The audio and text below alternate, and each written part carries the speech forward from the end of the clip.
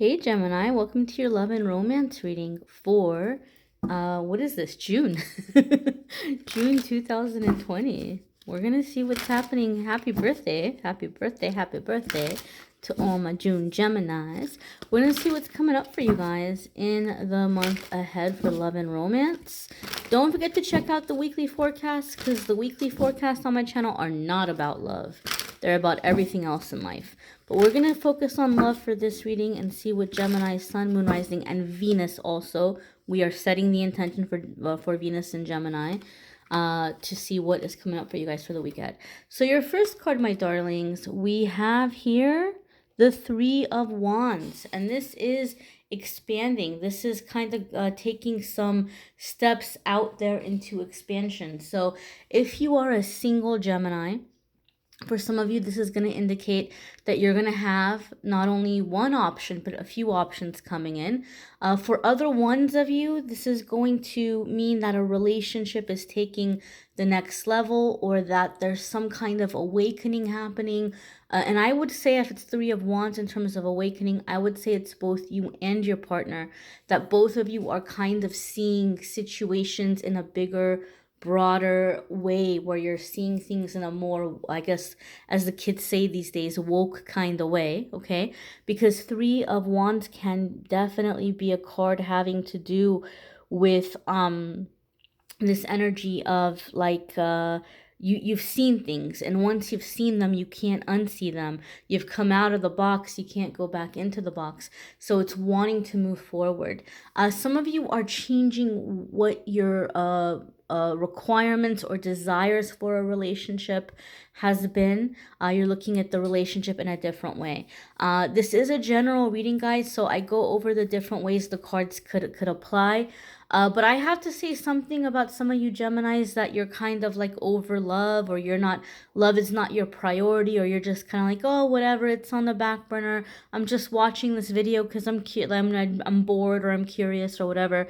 I do feel that if you're a Gemini where you're highly kind of focused on career, especially if you're a self-employed Gemini, or you're doing something in terms of launching something by self-employment, then there's going to be an energy here of like your person is coming unexpectedly as you're focusing on whatever you're focusing on, or you are having a partner who's encouraging you to do something in terms of self-employment or some kind of a business.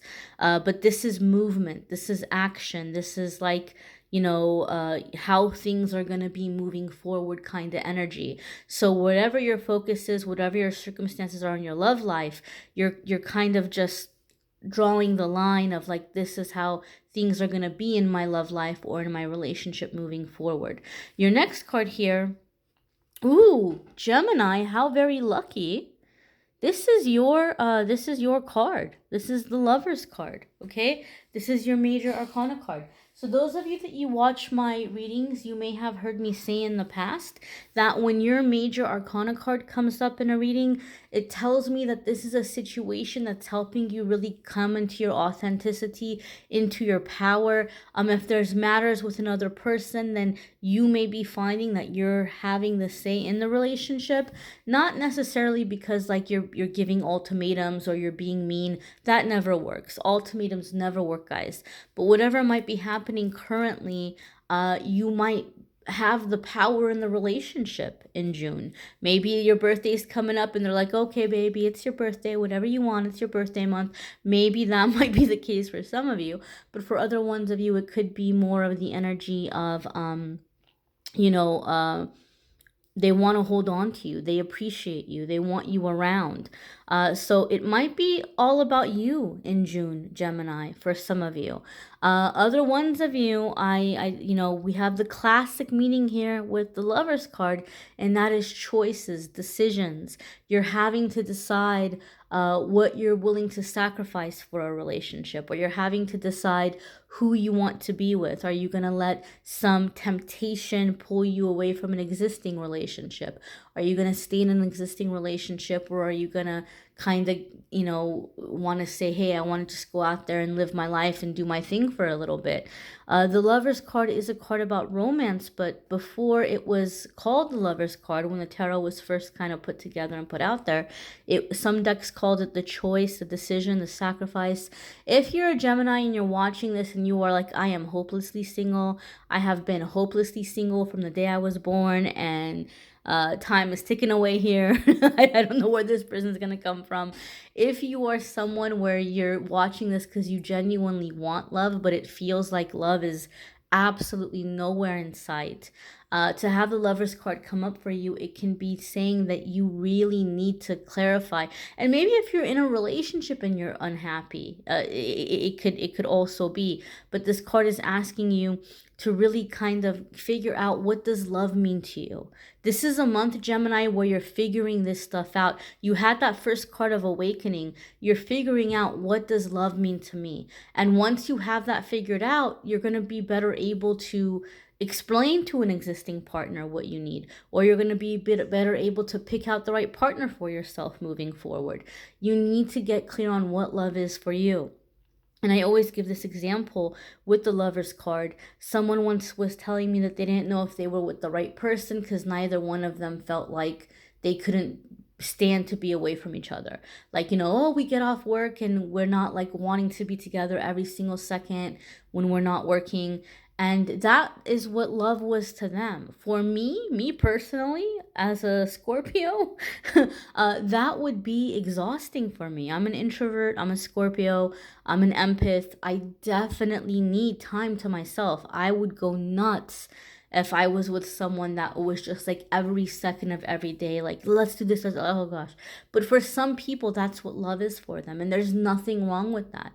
People, especially if you're an extrovert, you might really kind of, feed off always like, having a sidekick or a buddy or somebody to hang out with all the time in your free time. Nothing wrong with that. But you need to clarify. You need to get very clear on what kind of relationship do you want. When you've been manifesting your person, are you hung up on things like their career and their looks and their appearance? Or are you really kind of trying to manifest and thinking about what this relationship is like?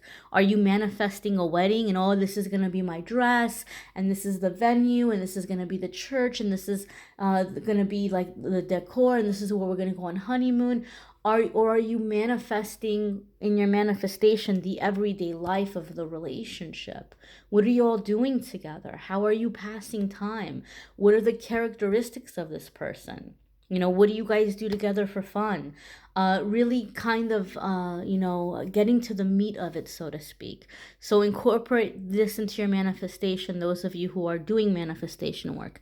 Your next card, my dears. Ooh, hello. Speaking of Scorpio, here we are in the mix.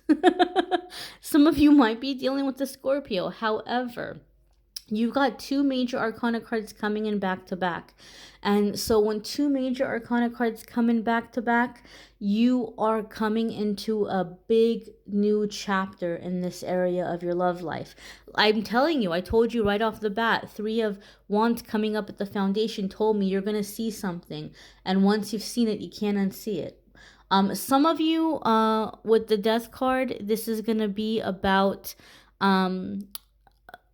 putting an end to a cycle in your love life.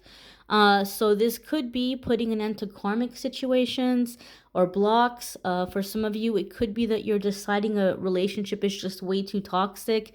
If you're in a toxic relationship, or if you're in a relationship that's really truly been unhealthy and you've been having a really hard time walking away, June may be the time that you're doing this. And for some of you, it could be in correlation with the fact that a lot of things are opening up June 1st. A lot of places are having their stay-at-home stuff lifted in June. And maybe some of you have been waiting for that. You've been waiting for like the courthouse to open up to file divorce papers or something. You're like, get me out of here. So if you've been feeling stuck, unhappily stuck in some way in your love life, whatever's been keeping you stuck, like that cycle is ending. Like it's come full full circle. It's done what it's meant to do. If you're somebody who's been having a really hard time getting your love life going, then whatever's been holding you back, that's coming to an end, right? Because I know this looks like a really scary card, especially in this deck, like this zombie woman running through like the graveyard or something. It looks very scary, right? But the reason why Scorpio is associated with this card is because it's a sign about rebirth. It's a sign about coming back better than before. It's a sign about like constant self-improvement or rebirth, phoenix rising from the ashes. So if you're someone who, say you had a situation where someone absolutely broke you and you've been having a really hard time getting out there again, June is the time when you're like reinventing yourself or really kind of connecting with who you are and like just coming out full force. Again, I know it's a scary looking card, but there's a lot of really positive, beautiful messages attached to this. How long has that been blurry? Sorry about that. Your next card here is the Queen of Wands. Okay, so some of you do have some kind of temptation coming in, simply because sometimes in some love readings, depending on the energy of the situation, Queen of Wands for me can be a bit of a temptress coming into the mix. Okay, some of you are putting an end to the cycle of being the third party. If you find yourself where you find yourself in situations where you're like, I don't know what it is, I just always end up, finding out the person I'm with, they're married or they're living with someone, and I always seem to like get these people who are in these karmic cycles and they don't know if they want to stay or if they want to go, and you're just like waiting for them to make up their mind. You're not doing it anymore. You're over it. You're over it, done. You're not putting yourself in that situation. Some of you could be doing something with a fire sign. You may have a fire sign coming in. So fire is going to be Leo, Sagittarius, or Aries. So there could be a significant partner or somebody coming in who may be a fire sign for some of you Geminis. But overall, the Queen of Wands is very independent. You might be adopting the qualities of the Queen of Wands. This could be what it is for a lot of you, especially after the Death card. We talked about the Death card, like an ending, whatever's been holding you back. I can't think of a better card to come after the Death card than the Queen of Wands, because Queen of Wands in general, for me, personality-wise, she's someone who's done with the BS. And she doesn't have time for drama. She doesn't have time for games. She doesn't have time for pettiness or gossip.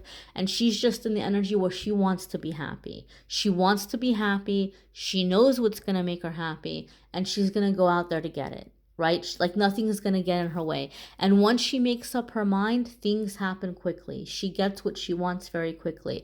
And I keep saying she, but even if you are masculine or male or identify as male, then this is telling us that some of you are still coming into these characteristics as well, because her personality, she's the life of the party, or you're attracting this kind of person, fire sign or not, the life of the party. Very funny, very, very funny, very sexy, very independent, very ambitious, and very free. Just somebody who is very free about who they are and how they live their life. So maybe some of you have been hungry for a sense of fun, a sense of adventure. But I do feel there's also an aspect for some of you Geminis, because depending on what kind of reading I'm doing, a lot of the times she can indicate for me an entrepreneur kind of energy or entrepreneur kind of card. So again, some of you are finding someone as you're working on some entrepreneurial aspect of your life, or a partner is encouraging you or backing you up to do something in terms of business for other ones of you. Again, these are general readings and the cards apply in different ways. So I try to go over the different ways that they might apply for you all. I thought I would go ahead and pull an oracle card this month at the end, like a love spirit message. So we're going to go ahead and pull like a love oracle card for you all from the Romance Angels Oracle deck. Alrighty, so what do we have here? For Gemini, Sun, Moon, Rising, and Venus. All right, there's your oracle. Ooh, separation. So yeah, some of you are taking some time away. This can also be because of work, right? We talked about work and business aspects. So this doesn't necessarily mean a breakup. There's definitely business aspects, self-employment aspects, entrepreneur aspects, traces that came up in your reading. For some of you, there could be time apart. Like, see here, like he doesn't want to leave her, but he's all dressed up here like he's about to go into battle or he's going to go into some important official work. He doesn't look like he's getting ready to run down to the grocery store for milk and never come back. He's like, I got some stuff I got to handle. Oh my gosh, it's killing me to leave you alone. I'll be back as soon as I can. And she's like, hurry back, you know? So typically this card is not like a permanent breakup, right? Those of you that you have been like, oh my God, when is the quarantine going to end so I can go to the courthouse and divorce this person's ass? You know, you might be taking some time apart first before you make such a very permanent decision, okay? So there could be a little bit of like time of like focusing on yourself, inner work, stuff happening for some of you in your love life. Separation can also be that some of you are getting a break or time away, especially if you're single, a break or time away from people who've been pulling you down or discouraging you or bringing your self-esteem down. And you're kind of just getting that action plan together in your head of how you're going to live your life. And that's aligning you with finding your person. Okay? So if you want to check out your moon sign, rising sign, or Venus sign videos, some people like to do that. And people sometimes will resonate with one over the other. My Venus in love readings typically doesn't resonate for me. But I find my moon sign does a lot of the time. But again, it's different for every single person. And the way that you can figure out is, you know, just watch the readers that you resonate with, the readers that you feel like typically pick up on your energy. Watch for a few months their moon sign, rising sign, Venus videos for you. And after a few months, you'll see what the track record is. You'll figure it out. You know what? For most months, it seems to be my moon or my rising or my Venus that resonates. So it's going to be a way that you can figure that out. If you would like a private reading with me, you can click on the Calendly link and schedule with me there. If you want a love compatibility astrology reading, a lot of people have been coming at me with like astrology things for their love readings, and they're giving me like really detailed like the country and place where you were born in the time. And I love it. I love that you guys are so thorough, but I'm not an astrologer. Astrology is complex. People study it for years and years and years. I have huge respect for it, but I don't want to like be like, oh, okay, well, this means this and this. I'm not qualified to astrologically diagnose a relationship. I'm not. But the folks at Truly Divine gave me an astrology reading that blew me away, and they've been super awesome. And they're continuing to offer you guys the 30% off. They're already very, very reasonably priced astrology reports. They have love and relationship compatibility.